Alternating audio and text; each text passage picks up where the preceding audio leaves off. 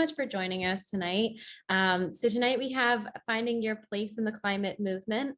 It's our first event, virtual event for Climate Week 2021. And we are so excited to have Nora and Stephanie here as our guest panelists and our executive director, Sarah, leading the event. So I'm Tessa, I'm the Communications and Public Outreach Manager at the NAC. I'll be running tech for the evening, so I'll be behind the scenes looking at the chat and managing Q&A. And if you have any difficulties, feel free to put it in the chat. Just a couple of housekeeping reminders. This is Zoom webinar, so we can't see video. You just have the chat and Q&A functions. So again, if you have any questions for me or for the panelists, we will do a little Q&A at the end. So feel free to introduce yourself in the chat as you get settled, and then any questions throughout the program. Otherwise, I'm going to kick it over to Sarah, and thanks again for joining us tonight. Hi, everybody. Thank you so much for being with us tonight. It's a pleasure to have the opportunity to share the virtual stage this evening with Nora and Stephanie as we kick off Climate Week. I'm going to take about 5 minutes here at the beginning of the program to briefly introduce myself and the work of the Natural Areas Conservancy, and then to set the stage for the conversation that we're going to share this evening. So I am a longtime New York City resident. I grew up in the Bronx and have spent about 20 years working in the field of conservation, first for about a decade in upstate New York, and then for the last 10 years planning, launching, and now running the NAC. And I'm excited tonight to talk a little bit with both of the panelists about kind of the intersection of the personal and professional. And I'll say, for me, while the sort of passion that I initially brought to the environmental movement came from a largely professional space over the last several years as I've transitioned into parenthood, and as the climate crisis has really escalated, it's really those two worlds of the personal and the professional have really intersected in kind of new and increasingly meaningful ways. And I'm looking forward to kind of touching on some of those themes together. By way of background, for those of you who are new to the Natural Areas Conservancy, again, I thank you so much for joining us. And I'll just share a little bit about the organization and the work that we do. So the Natural Areas Conservancy is a New York City-based nonprofit, and we work closely as a partner to the City of New York, specifically to the division within the Parks Department that is focused on the care of the 10% of New York City's land area, which is forests and wetlands. For folks, even longtime New Yorkers, sometimes surprising to learn that New York City has 20,000 acres of natural habitat. These places tend to be located in large parks, in the sort of outer fringes of our city, places like the area that you can see behind me in this Zoom screen, which is in South Brooklyn. And the way that we approach our work is really leading with a high level of scientific integrity. So we do a lot of primary research to understand the distribution and health of our natural spaces, but we then are very focused on the way that these places serve the residents of New York City, how we can make them more accessible, and how we can really make sure that the benefits that they provide are maximized in terms of both ways that they help our city, make our city more livable today, but also thinking about the impacts of climate change. So a couple of just kind of notable ways that our work has intersected with the climate conversation. We've released in the last couple of years 3 large foundational plans, one for forests, one for wetlands, and one for trails. And each of those plans provides a generational roadmap of 25 to 30 years, laying out both recommendations for the care of these large resources, which are located across thousands of acres today, informed by lots of research about their health and what lives there and how people are using them, but also layering in modeling and projections about climate change, the way that species composition will change over time, the way that flooding and storm surges will impact our city in the future, the ways in which urban heat today and into the future presents a huge threat to quality of life and to the livability of our city. And we work really closely both with city government and with dozens of partners to implement these plans and to run robust public programming, including an internship program and a program to build out and formalize the trail system. And one of the things, Stephanie, I'm hoping you and I will talk about is a little bit about the experience of volunteerism within the parks kind of sphere and what it's like to be a volunteer and how to kind of tie together both that personal and kind of big picture perspective on the role of volunteerism in the city. One other sort of climate related piece that I want to mention, which is a sort of newer piece of work, is an effort to actually value the carbon within our natural areas. This is a project that we completed last year for New York City and are now working to complete for 5 additional cities around the US to better understand from a quantitative perspective how much of the carbon that exists within all of the nature within the city exists within our natural areas, and to help us better position their care and the funding that they need in order to make sure that we're really leading with the best science in terms of how we position our natural habitats from a climate perspective. So just to set the stage a little bit for this evening before I hand things over to Nora and Stephanie, I've alluded to this a little bit, but this event is about finding your place in the climate movement. So we're going to talk from a first-person perspective about what has led each of us to either work in or volunteer on issues related to climate, and going to talk a little bit about the ways that that work helps us to feel engaged, feel a sense of participation in this really big and sometimes overwhelming task of thinking about the way that our planet is changing. And we'll also talk and share a little bit about kind of what keeps us motivated to continue to do this work. So with that, I'll just thank Nora and Stephanie once more, and I will hand it over, Nora, to you first to introduce yourself. Thanks, Sarah. Hi, I'm Nora Brown, and I am a body positive yoga teacher and have a background in sustainable farming as well and food production.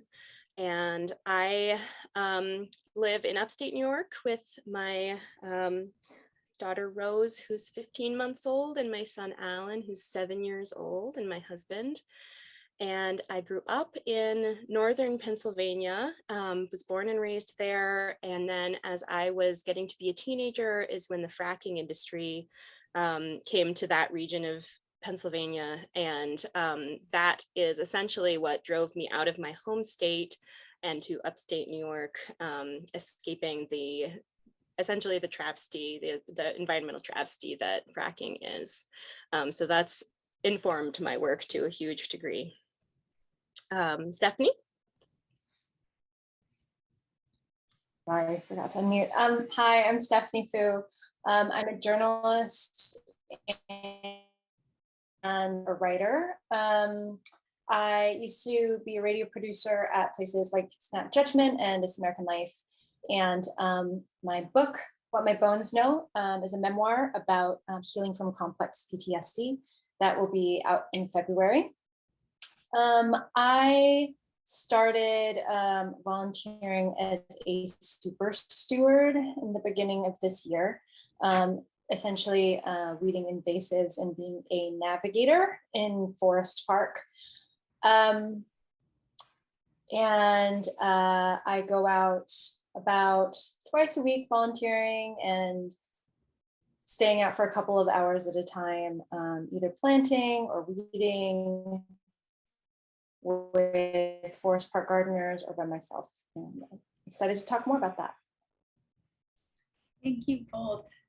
So Nora, I'll ask you the first question. I'm wondering if you can introduce us to Mothers Out Front. Tell us a little bit about what the group is and how you became involved in the role you play today. Sure, yeah. So Mothers Out Front is a grassroots climate advocacy organization. And we have local volunteer-led chapters, community teams in over 5 states now.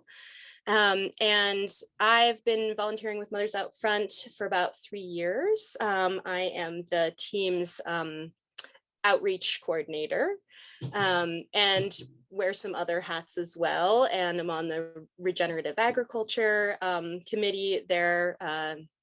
So I'm excited to learn more about regenerative agriculture, but a little bit more about Mothers Out Front in general. So we're an organization that welcomes everyone to join who's passionate about preserving a livable planet for all young people. But Mothers Out Front really centers the leadership of moms and other caregivers. And that's because we feel that our superpower in this work is in harnessing the fierce love that parents have for their children and using that motivation and that fire to move the needle on climate related issues in our local communities and at the state level as well. Thank you so much. So Stephanie, I'll ask you to kind of similarly, if you could just say a little bit more about what the Super Steward program is and how you learned about the program and decided to become involved. Yeah, so I guess you might be familiar with the Million Trees Project that New York City planted a million trees. And after that, I think the city was really a way to mobilize the hundreds of volunteers that showed up that made it clear that they care about New York's ecology. And so they came up with the Super Steward program, which essentially mobilizes people who want to volunteer in New York City and trains them on how to care for their environment. There are a few different kinds of super stewards. I'm a navigator, who remove invasive species and sometimes plant native ones in the city's forests and parks. There are also trail maintainers who keep trails clear by hiking them regularly and reporting or fixing any issues like erosion. There are shorekeepers who remove invasives from the city's shorelines and marshes, much like Jamaica Bay. And the care captains organize block residents to maintain and protect street trees. So there is a way to be a super steward all across New York, regardless of what nature you are close to. Yeah, I love it. Thank you. And I'll just mention that the Natural Areas Conservancy is a partner on the Trail Maintainer program, which, as you mentioned, is a part of the broader Super Steward kind of constellation of programs. And that's been a really fun thing. And maybe Tessa can just put in the chat kind of the link for where to learn more about signing up to be a super steward. So I wanted Nora to talk to you a little bit about whether you had any experience with activism or organizing prior to becoming a parent, and how in your experience kind of the transition from before parenthood into becoming a mom sort of changed or influenced your desire to get involved in activism. Sure.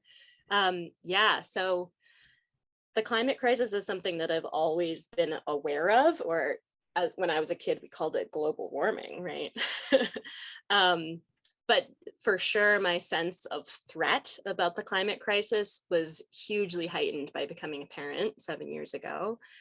And then in 2018, when that year's IPCC report came out, that's the Intergovernmental Panel on Climate Change through the UN, that was the first time that I had really become aware of a timeline on the climate crisis, or a time limit, so to speak, on addressing our destructive behaviors as a human race. And it was terrifying to realize how little time is left when you're raising small people who are young now.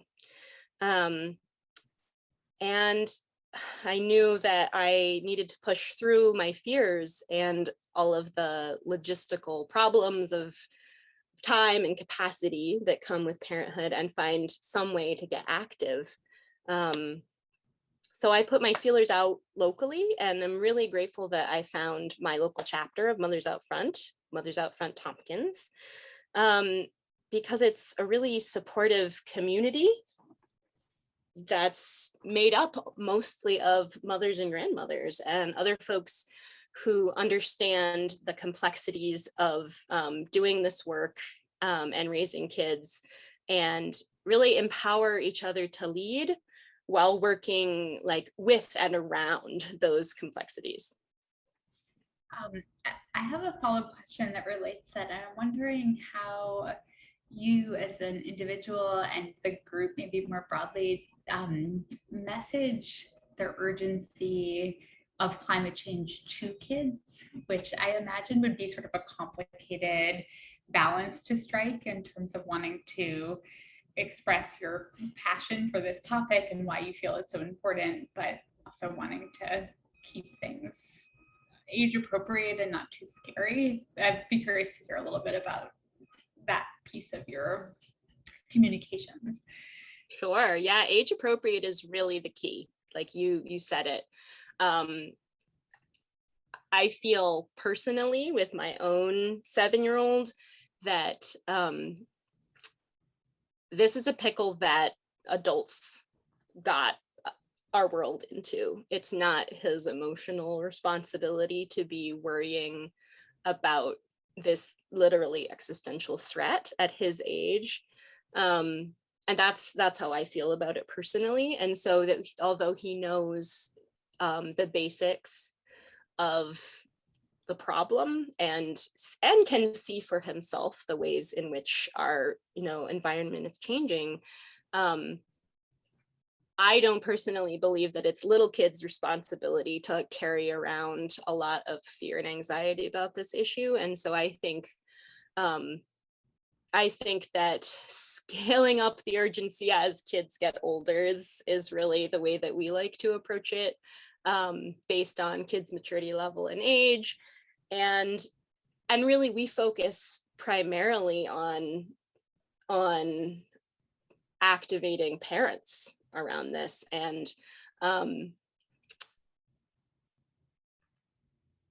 I think it's important for kids to be involved in activities that help them to be connected to the earth and connected to their environment, and to be aware of issues to some degree. But yeah, like I said, I think age appropriate is important. That's great. Thank you. So Stephanie, I want to turn to you. You wrote a piece in Curved not too long ago, which I'll say was shared with me by no less than 25 people. I realize I may have a slightly skewed group of family and friends, but yeah, I think you really struck a chord. And I wonder if you can talk a little bit about kind of your sort of professional start in journalism and some of the climate anxiety that you describe in the article, and sort of how you decided to seek out a really hands-on and kind of tactical approach to volunteerism as the thing that you would use to kind of spend your time and kind of address this anxiety that you described. Yeah. So I actually moved to New York from California. And right from the get-go, I sort of had issues with the lack of nature that I perceived to be in New York. Because in California, it's like, you drive 15 minutes, you're in Redwood Forest. I went to school in Redwood Forest. And so there was sort of a learning gap for me. And I immediately immersed myself. I came here to work at This American Life. And so I sort of immersed myself in work culture, hustle culture, and a lot of reporting on hard things like global warming and racism and all of that. And so I think after a year of reporting on things like that and on, on politics, which was pretty hard in 2016 and 2017, I kind of had a meltdown and I was like, I really can't do this anymore. I was diagnosed with complex PTSD. And I quit my job to work on my mental health. A lot of the mental health struggles that I had did stem from climate anxiety, from just anxiety about the way our world was sort of deteriorating in various ways. And a couple of the resources that, hold on, they're right here. I read these two books, which I highly recommend, Braiding Sweetgrass and How to Do Nothing, by Robin Wall Kimmerer and Jenny Odell. And both of these talked a lot about happiness and hope instead of despair through work, through getting your hands in the soil, about paying attention to your environment, about getting to know your neighbors, not just your human neighbors, but your plant neighbors. And so I really started to I got a Picture This, which is a plant identification app. And I started taking pictures and identifying everything growing up in the cracks in my sidewalk, and really learning that I wasn't as separated or disparate from nature as I thought I was, that New York City does exist within an environment, and we have many plants and animals and beings and insects who come through and meet us here. We're just visiting in their space, So anyway, after connecting more with nature, I realized that in Braiding Sweetgrass, Robin Wall Kimmerer writes a lot about reciprocity and giving back to nature for all of the beauty and peace that she gives us. And so I decided that the way that I wanted to give back was by weeding.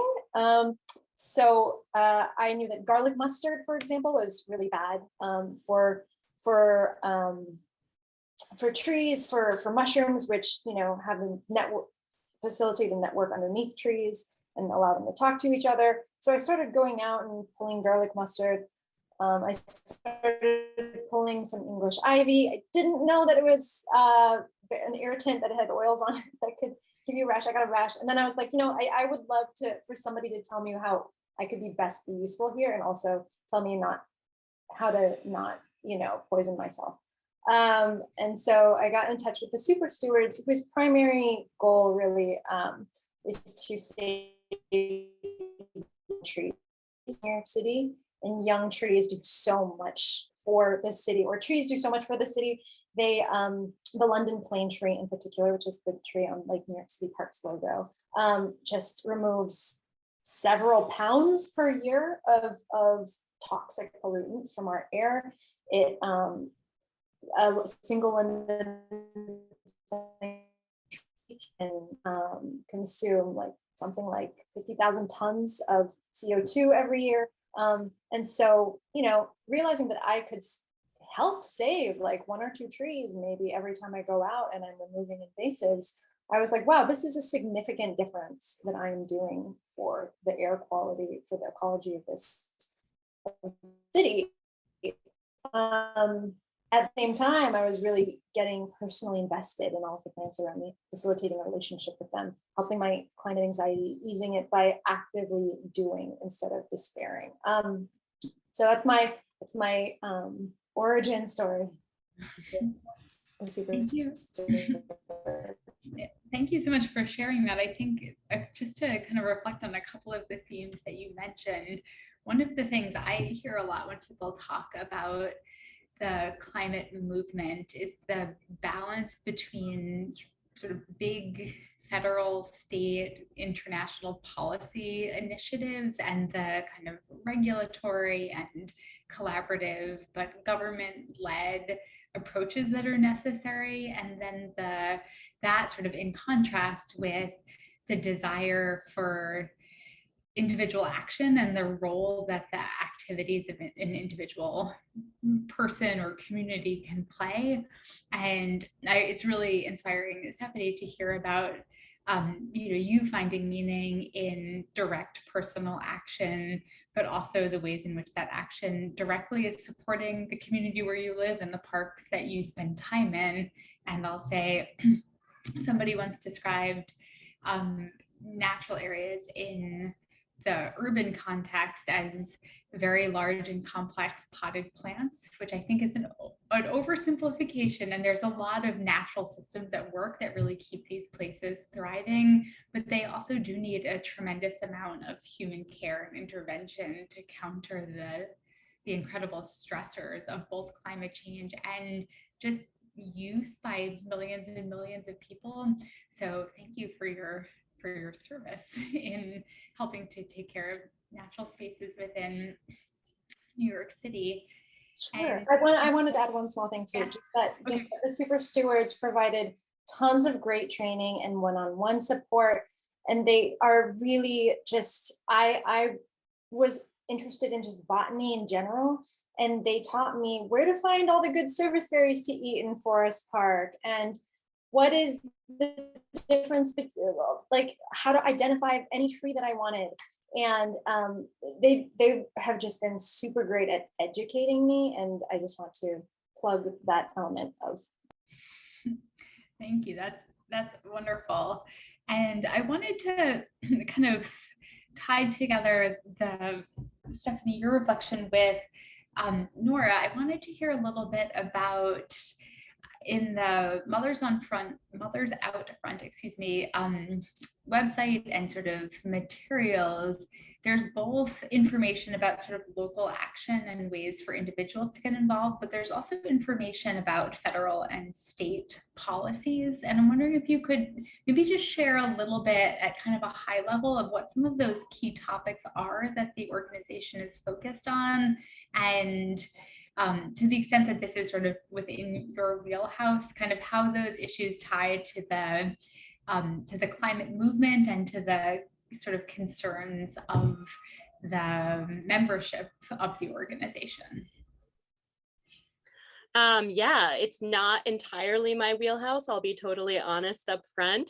But what I can say is that my team focuses, we don't really engage with federal level policy, pushing on those issues, but we do engage with state level legislation, and we do also a lot of engaging with our local elected officials. And one of the big things that we've been educating ourselves on is bills that are going through that have to do with soil health. I think I mentioned before that I'm on the Regenerative Agriculture Committee within my Mothers Out Front Tompkins team. And so we're learning from our assembly person, our local assembly person from our district. We're learning about some really important legislation that's about to go to our new governor, Kathy Hochul's desk, and hopefully get signed, that has to do with, with making regenerative agriculture practices, which for folks who aren't familiar with that term, has to do with soil's capacity to sequester carbon. And so these bills have to do with making those practices that promote carbon sequestration within food production more feasible for farmers financially, is the primary meat of these bills that are coming through. So that doesn't really answer your question as far as federal stuff goes on, but. No, that's great. I mean, if I can kind of reflect back, it seems like there's a mix of you sort of focus maybe at more centralized kind of scale about kind of big federal opportunities, but also a real opportunity for you and others who are involved with the organization to really marry together your personal expertise and passion with the local political process. And I'm wondering if that that opportunity to really kind of take your expertise and the passion that you have for agriculture, whether that's made it sort of more compelling for you to be involved with this group and to kind of work on these topics. Yeah, I feel like one of the things that's really beautiful about Mothers Out Front as an organization is that from the first meeting that I ever went to, it was made really clear that what any individual person can bring to the table as far as their expertise and their own unique skill set is valuable, and you know, it was made clear like we can work with that, you know, and it was made really clear that, you know, any individual person coming into this work doesn't need to be an expert on every category, you know, and doesn't need to be an expert on anything, actually. I feel like I had a lot of reservations at first, feelings of unworthiness coming into this work because I'm not a scientist. I didn't have any experience in activism, but I was really pleased to find that I was welcomed into this work regardless, and that, yeah, there was a place for my my knowledge, such as it is, of agriculture. That's really great. So this next question is a question for both of you, and Nora picks up on the theme you touched on earlier, which is you talked about age-appropriate messaging, and I'm wondering if either of you have any thoughts or reflections on how to talk about climate or kind of broach the urgency you feel about climate change with folks either kind of in the family and friends category or in kind of a professional context who don't share your views on climate change, and how you, yeah, to the extent that you feel comfortable sharing, kind of how you approach talking about this topic with folks who don't have the same perspective that you have. Yeah, I think, you know, I think most of my friends believe in climate change, but I think some of them just don't really understand, especially New Yorkers. They don't really understand why I would spend this much time in the park. Like I remember my father-in-law sent this picture on the group chat to all of us and was like, look, it's a chicken in the Bronx. And I was like, that's not a chicken, that's a nightmare. And that doesn't even look like a chicken. I don't know what's with you guys. But I think one of the ways in which I've been able to sort of get people on board to why you should do this is to give impact, and how, you know, trees help them breathe. But beyond that, I have been trying to motivate people by a very selfish, you know, metric, which is that this is self-care. Like being able to go out and work is not just charity, it is self-care. It is self-care because it's activism and self-care because I'm taking care of my community and I'm taking care of things that help me breathe, but it's also self-care in that, like, it's very grounding work. It's very joyful work. It builds community, not with trees, but with people. I've made great friends doing this work. It is just so good for the soul and for my PTSD to be out there for a couple of hours in the morning in the sunshine with the birds and the plants, and, you know, just getting my hands dirty. Like I've been talking about how soil actually has a bacteria in it that working with soil, just smelling the soil activates hormones in your brain that make you happy. It's like Prozac. It's been compared to Prozac. And so just trying to get people to engage with nature as a way for them to be happier. If that can be, if it's at first a little bit of a selfish or self-motivating factor that gets them there. It's a slippery slope. Once you start working in the park, you start realizing how beautiful it is and how vulnerable it is and how it needs to be protected. So I think that's how I've been some people to come out with me. Thank you. Nora, do you have any thoughts on that topic that you wanted to share?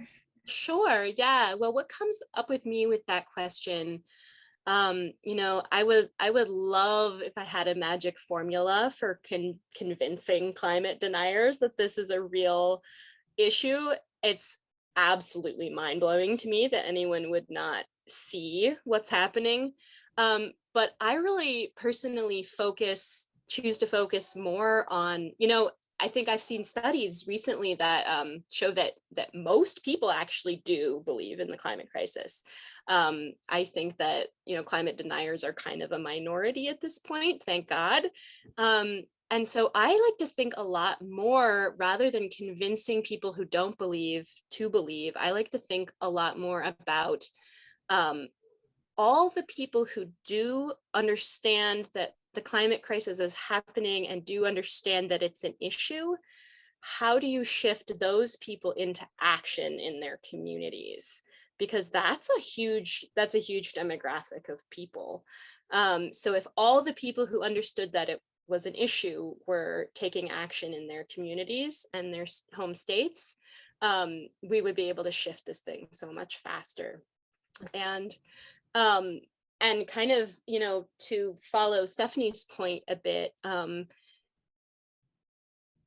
it actually is I've also found it very healing to be engaged in this work in a way. I was very scared to be engaged with the concept of the climate crisis on a regular basis, because I thought that my anxiety would be heightened, that I would be in a constant state of anxiety if I was engaged with this issue.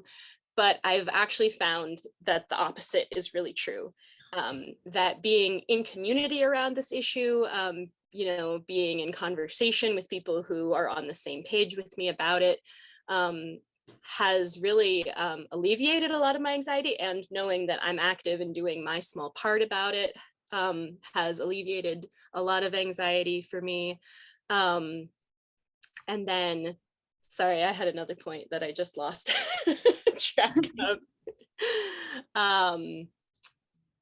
Just about that this can be a really isolating issue. A lot of people, especially this day and age, are, if they're a person who worries about climate change, they might be spending a lot of time at home instead of sleeping, scrolling their phones and reading terrifying articles, or, just lying awake in bed being terrified about this enormous issue.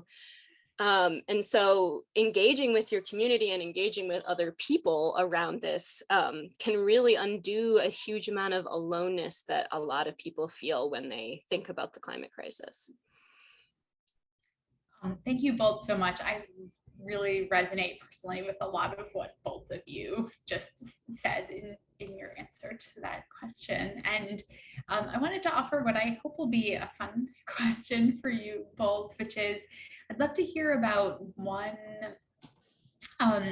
either one like specific, really positive moment that you've had while doing this work, or something that has felt like a win to you in doing the work. So it can be, anything from something that kind of made you feel really great, or it can be a little bit more focused on kind of the outcome of the effort that you had, but something that kind of really brought you a personal sense of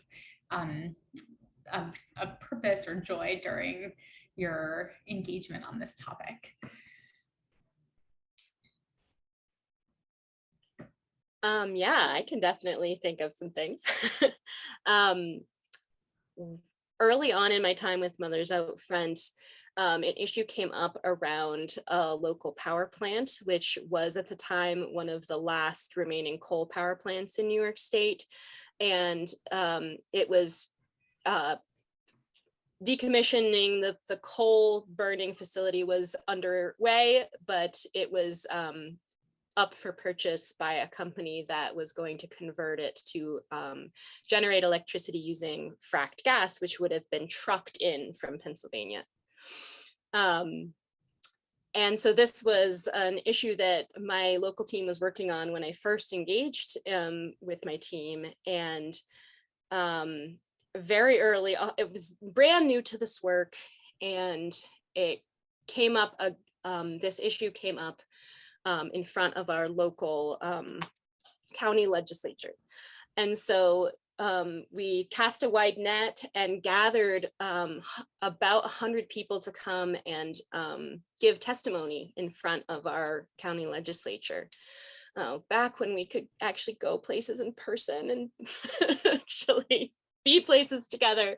And so this all to say that it was really, really inspiring experience just to be there so early on in my experience of activism, to get up the nerve to speak myself to the legislature and to appeal to them based on my experience with living near fracking and the irresponsibility of burning fracked gas in a state where we've banned fracking, and how that's an abusive relationship with our neighbors in Pennsylvania to be generating electricity and using fracked gas here.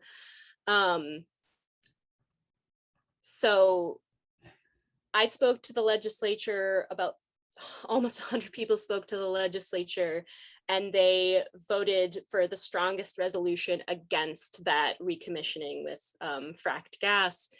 And it was just a moment of, it was an experience that it was a very heady feeling to see democracy in action in that way. And to see that like our voices had such a direct impact on that outcome with really tangible results as far as climate impact goes, because we know now that the methane that's produced by burning fracked gas, although it is marketed as natural gas and clean burning, we now know that that's not the whole story, and that the methane produced both by the production and the burning of fracked gas, it has an enormously detrimental effect on the climate. And so that was a huge win for our team, a huge win for our community. And it really, it was really an instrumental moment for getting me hooked on this work. Well, congratulations. That sounds like a great win, and really tied together kind of your early interest in this topic and the passion that brought you to this work with your work today. So it's moving to hear about it, and I can hear the passion that you feel and the pride that you feel, which is really wonderful. So thank you for sharing that. Thanks. Stephanie, do you have a win or a kind of moment that you would like to share? Sure. I mean, I think I'm a little ADHD, so when I'm going out needs, I tend to like pick different places a lot. And so sometimes it'll be a couple of months until I come back to a specific place. And every time I do, honestly, it's really gratifying, because when I come back to a place that I weeded or I pulled a bunch of vines off of, I remember there was this one place near the golf course that was really, really covered in vines, porcelain berry, and oriental bittersweet. And we spent a day tugging all of those vines off. And when we came back, there were a bunch of sassafras trees, baby trees growing. And I experience this all the time. It's baby oak trees growing in places that I weeded, or maples. And being able to see life, like the beginnings of life of trees that could outlive me, sprouting, because I spent a couple of hours pulling weeds from this area. It's such a gratifying thing to know that my impact is going to be there for a long time, hopefully.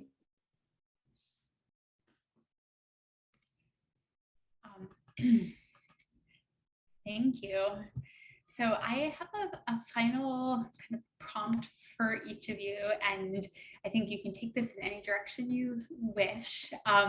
So I'd like you to either share, I'd say, and or share any specific resources that you'd like to direct folks to either learn more about the organizations that you're involved in or to learn more about the climate movement, or feel free to offer a piece of advice. If there's anybody on the line tonight that might be interested in getting involved but isn't quite sure where to start.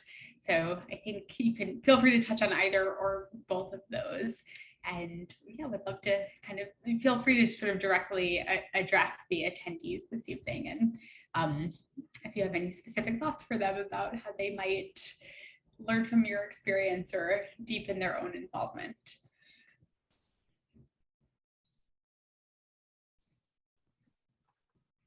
Either of you can go first.